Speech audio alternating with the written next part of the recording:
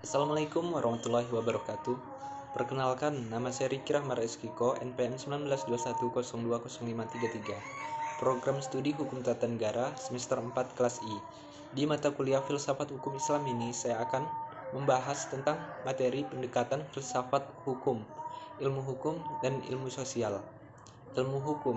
Beberapa pendapat mengatakan bahwa karena filsafat hukum merupakan bagian khusus dari filsafat pada umumnya, maka berarti filsafat hukum hanya mempelajari hukum secara khusus, sehingga hal-hal non-hukum menjadi tidak relevan dalam kajian filsafat hukum.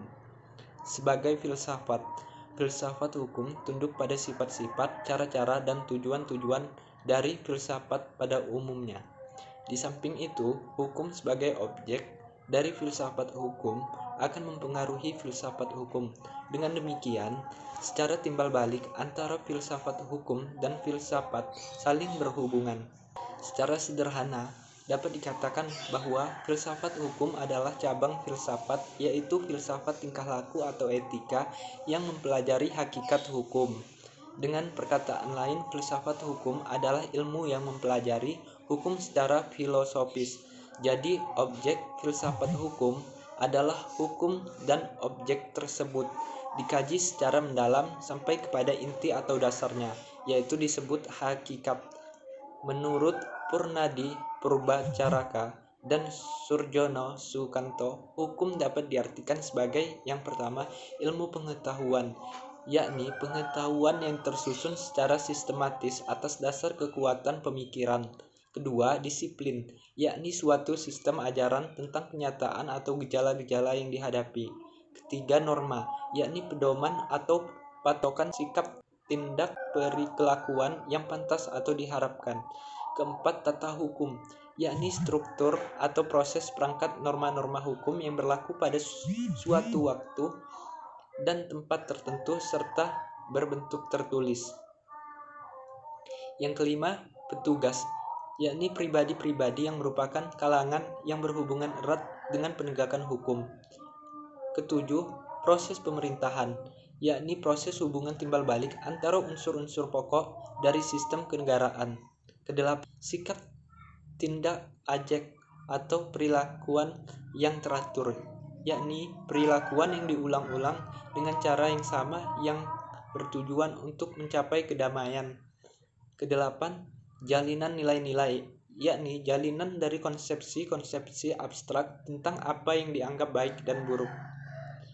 Berikutnya, ilmu filsafat sosial. Filsafat sosial merupakan cabang filsafat yang mempelajari persoalan kemasyarakatan secara kritis, radikal, dan komprehensif. Sejak Plato dan Aristoteles, kajian terhadap persoalan-persoalan kemasyarakatan sudah menjadi objek penelitian tersendiri. Menurut Plato dan Aristoteles, susunan masyarakat mencerminkan susunan kosmos yang abadi. Manusia berkewajiban untuk menyesuaikan diri dengan susunan itu dan mentaati demi keselamatannya. Kalau tidak, ia menghancurkan dirinya.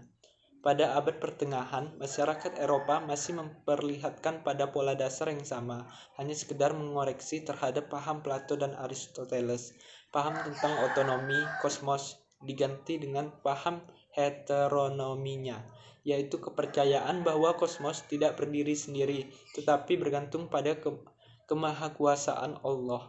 Ketertiban kosmos adalah suatu ketertiban yang telah diciptakan. Yang terakhir, perubahan hukum dan sosial.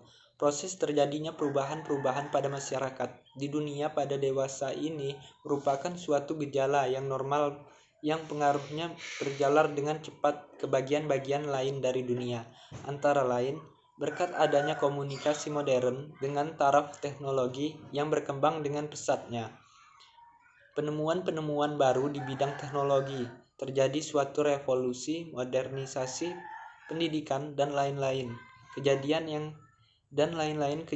yang di suatu tempat dengan cepat dan dapat diketahui oleh masyarakat lain yang bertempat tinggal jauh dari pusat terjadinya peristiwa-peristiwa tersebut di atas. Perubahan dalam masyarakat dapat mengenai nilai-nilai, kaidah-kaidah, pola-pola perilaku, organisasi, struktur lembaga-lembaga sosial, stratifikasi sosial, kekuasaan, interaksi sosial, dan lain sebagainya. Kemudian faktor yang mempengaruhi terjadinya perubahan sosial. Pada umumnya dapat dikatakan bahwa sebab-sebab terjadinya perubahan-perubahan sosial dapat bersumber pada masyarakat itu sendiri, dan ada yang letaknya di luar masyarakat tersebut, yaitu yang datangnya sebagai pengaruh dari masyarakat lain atau dari alam sekelilingnya. Sebab-sebab yang bersumber dari masyarakat itu sendiri adalah antara lain bertambah atau berkurangnya penduduk, penemuan-penemuan baru, pertentangan, dan terjadinya revolusi. Suatu perubahan sosial dapat bersumber pada sebab-sebab yang berasal dari luar masyarakat tersebut.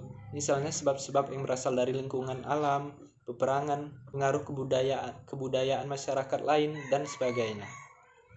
Mungkin sekian penjelasan dari saya. Jika ada salah-salah kata dalam pengucapan, mohon dimaklumi. Kepada Allah mohon ampun. Wabillahi taufiq wal hidayah. Wassalamualaikum warahmatullahi wabarakatuh.